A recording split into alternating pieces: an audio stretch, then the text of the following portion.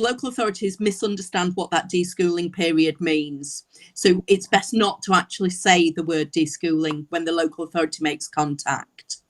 And a lot of people think that once they're home educating, they're going to be told what to do, how to do it, that they've got to explain to the local authority, or they've got to meet the local authority, that they've got to answer to a higher person. You're in charge. Nobody else is.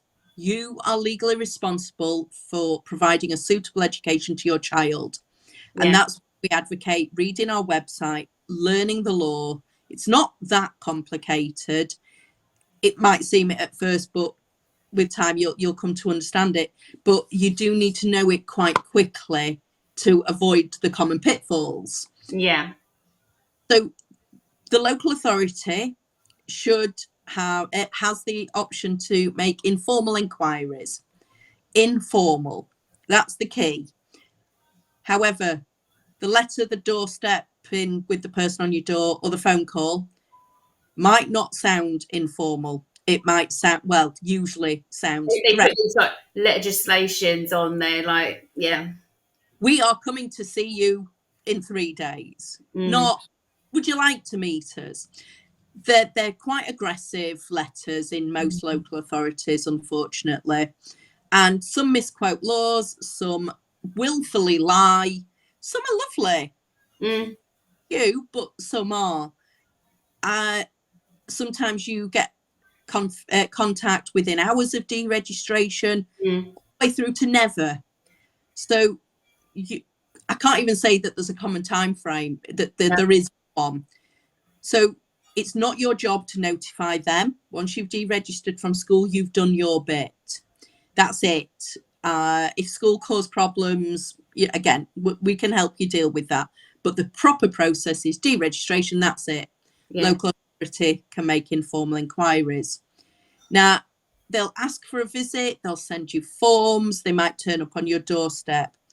They won't tell you that it is up to you how you communicate with them. You can choose what's right for you. We suggest keeping things in writing.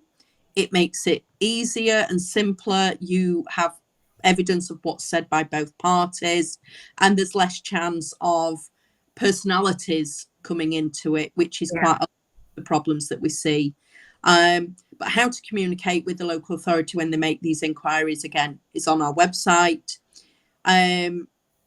So there's a lot to the process, but in short, you need to provide information that explains that you are providing a suitable education, and that it means it is suitable to your child's age, ability, aptitude, and any special needs.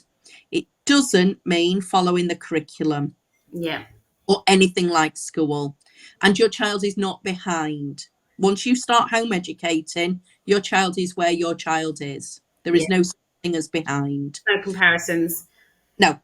So if, for example, your 8-year-old is reading at a 4-year-old's level, that's not behind. That's what they can do on day one.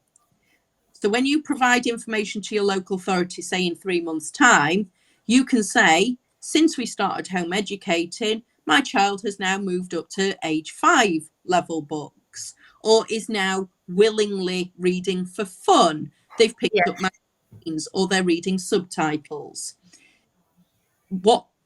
And you would say something like, when they left school, they couldn't do this. They now can.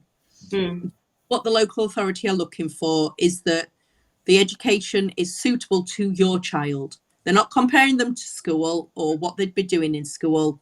They just want to know it's right for your child. And I think that's something parents struggle to get their head around. Yeah.